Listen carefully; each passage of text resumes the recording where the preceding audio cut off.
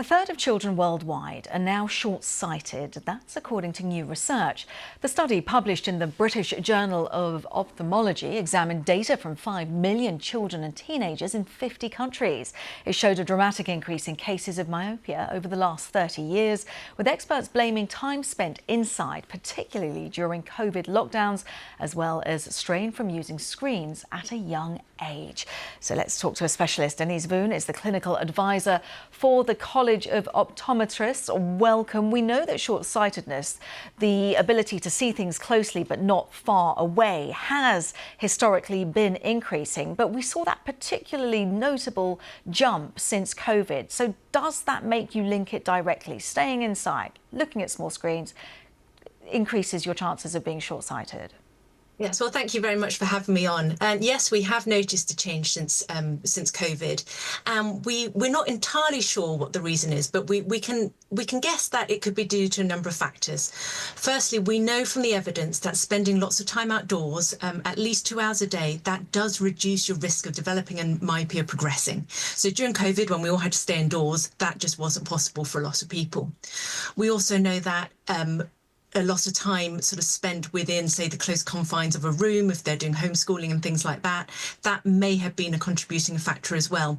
But certainly we have noticed a change.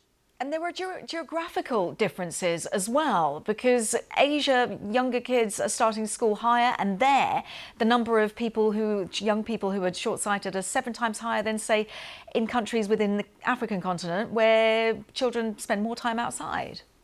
Yeah, that's absolutely right. So we know that genetics and ethnicity does play a part of it as well. So we've always known that those with East Asian or South Asian ethnicities are more prone to developing myopia. So we knew that already. But exactly like you said, that in Japan and Korea, they have some of the highest rates of myopia. So I think in Japan, it's about 85%, South Korea, it's 73%, compared to, say, Uganda or Paraguay, which is much lower at 1%. And that could be exactly what you talk about. It could be just that those children in the East Asian countries, they aren't spending as much time outdoors. They also do tend to start school that little bit earlier, and all of these contributing factors may cause a rise in their increase in myopia. And can you help us to understand just why the concern over myopia? Why should we be worried, and is there a way of reversing it? So one of the things that we are worried about with myopia is just that, especially if you have undiagnosed myopia, so that children just aren't going to be able to see as well as they can. So that's one of the problems. But also, and although it is rare, that with people with who are very short-sighted, they are more prone to conditions such as retinal detachment, which could be sight-threatening. Now, I stress that this is rare, but it does make sense that the more people who are short-sighted, the more people that may develop these conditions going on. And there are a number of things that particularly parents can do. The first thing, and probably the most important thing, is that children are encouraged to be outside.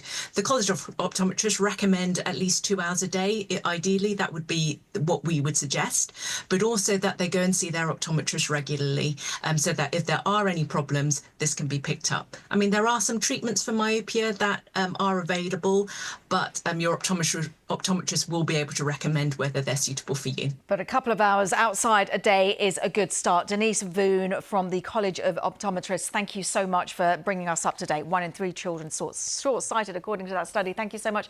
Lots more on our website, including a full article on this story.